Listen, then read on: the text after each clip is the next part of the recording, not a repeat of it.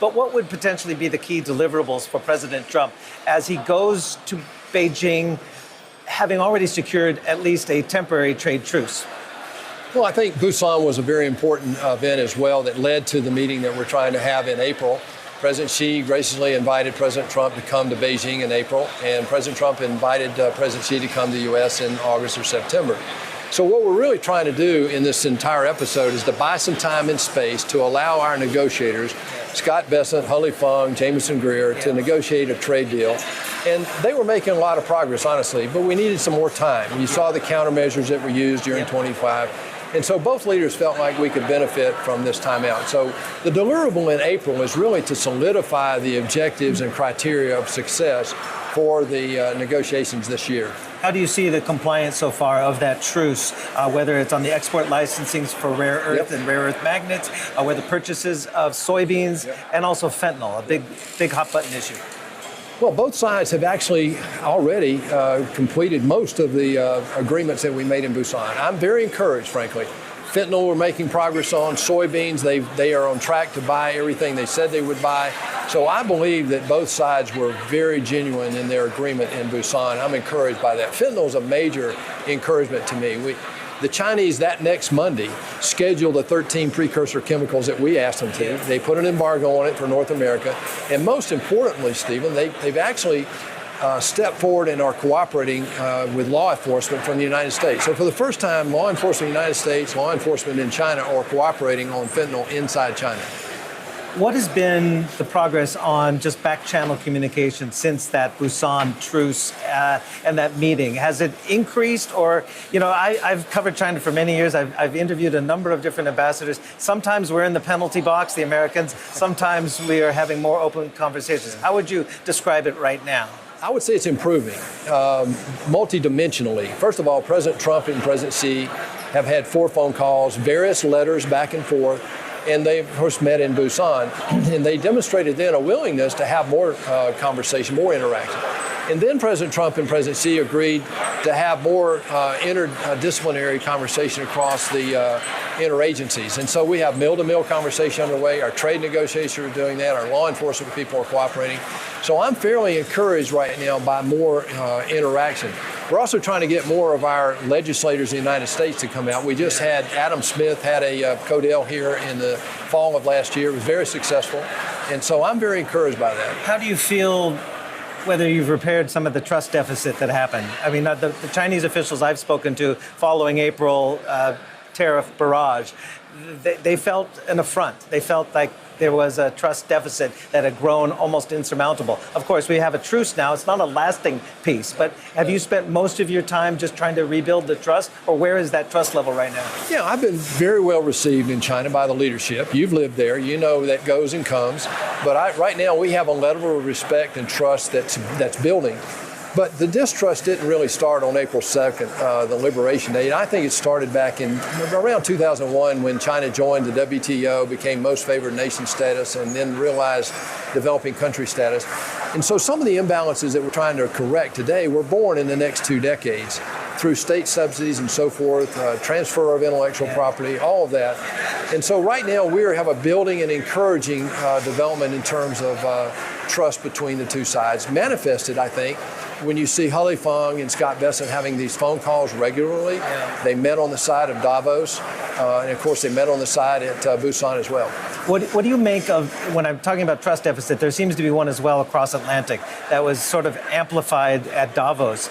And we've seen also in the last few months and in the coming weeks, including this week, a parade of global leaders, even very close allies of the United States, going to Beijing. You heard Mark Carney say a new world order, very deliberate. What do you make of this as these allies and other nations sort of, I wouldn't say cozy up to Beijing, but try and seek deals to sort of have a hedge against the United States? Well, that's been ongoing for the last decade or so since President Xi Jinping came to power in 2012. My experience in Beijing is just the opposite, though. I've seen a galvanizing of our allies to the U.S. position based on what we did to negotiate for them in the magnet crisis. That proved our level of trust. The second thing we're doing is basically trying to negotiate our differences bilaterally with individuals. We had 12 trade deals done in 25 with some of our allies. And remember how they complained about, President Trump's complaint about paying for NATO, right? Yeah. Well, they've increased to 5% now, thank God, because of the Ukraine. And so President Trump's getting results there, but those negotiations do not mean that we're losing confidence with them or that we're not galvanized in terms of negotiating in a single source supply world with China. But then again, I've heard from other countries that there's behind the scenes some concern about some of the policies from the United States, and that maybe the Trump administration, in regard to Canada, maybe trying to coerce our allies not to do certain deals like Carney did with Beijing and impose and threaten 100% tariffs on all Canadian goods. Well, we have a love-hate relationship sometimes with our neighbors, but Canada's been a long-time trading partner. That's not going to change. We respect the people there. We have a lot of commonality between the two peoples. So I think what's happening overall with our allies is a realization that they need to take care of their own self-interest. President Trump has said that. And what President Trump says, America first, he never says America alone. And we know that in dealing with China or even Europe, the collective agreement among our allies is very important in this relationship with China. So obviously, out here, we've watched it and we've seen some of the moves. We saw what happened in Venezuela. We saw what happened in Greenland. We've heard some of the other things, as they call it, the Don Road Doctrine, right? Sort of a controlling of the Western Hemisphere, and those are American interests. How have you heard? Is that resonating, or how is that reverberating through the halls of power in Beijing? Because they'd like to see their own sphere of influence as well in the Western Pacific, in the Eastern Hemisphere. Well, I think what's happening in this year around Busan and then the meeting in April is really centered around that issue, and that is how do we take care of our self-interest as countries, as independent countries, and still deal with other countries in the world. China's no different than any European country. And so what we're finding is in Latin America, for example, and in South America, those are very key interests strategically to the United States, and so are the ones that China has around the world. So this is not going to bifurcate into east, west, north, south. No. What I believe is happening is that the rest of the world is realizing we have to find and rebalance not only trade relations, but geopolitical relationships around the world. You've obviously heard the story about a continual purge in the PLA and the Central Military Commission, the top general now under investigation. What do you hear? I mean, the Wall Street Journal, for one, has been reporting that he potentially leaked nuclear secrets of China to the United States. Is there anything you can reveal on that? I can't really address why he did it. Only thing is that we've been tracking his moves in that Central Military Commission for the last 3 years. And one person was removed a couple years ago, then a couple were removed last year, and then you see the move on these two now. So of the 7 people in that Central Military Commission, only Xi Jinping remains, and the other person who we think was in charge of the investigations. And so this is a major development.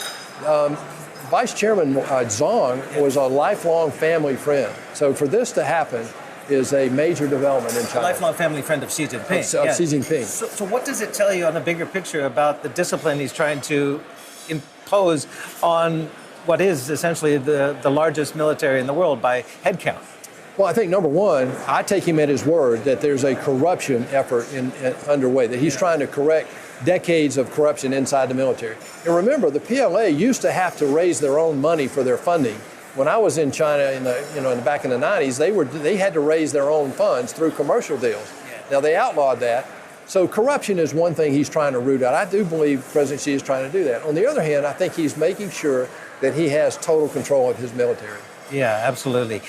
You talked about, I think a few months ago, you talked about the potential for big commercial deals for America as the rapprochement gains some steam between Trump and Xi. I think you mentioned Boeing. There was a big aircraft deal in the works. We haven't heard anything about those deals. There's been no Boeing aircrafts purchased by China since 2016, I believe. Yeah. So we talked about deliverables earlier. What can be delivered? I mean, will that deal come to fruition? What's likely? Well, we hope so. I mean, that's one of the things we do in the embassy in Beijing, and with my background in business, this is what we focus on to a large degree. We have things like Visa, Boeing, and others who are trying to get deals done. The deal we did in Busan around soybeans and lumber and sorghum and those types of things are critical to the relationship. We're hopeful the Boeing deal goes through, obviously. They haven't done a major deal in a few years.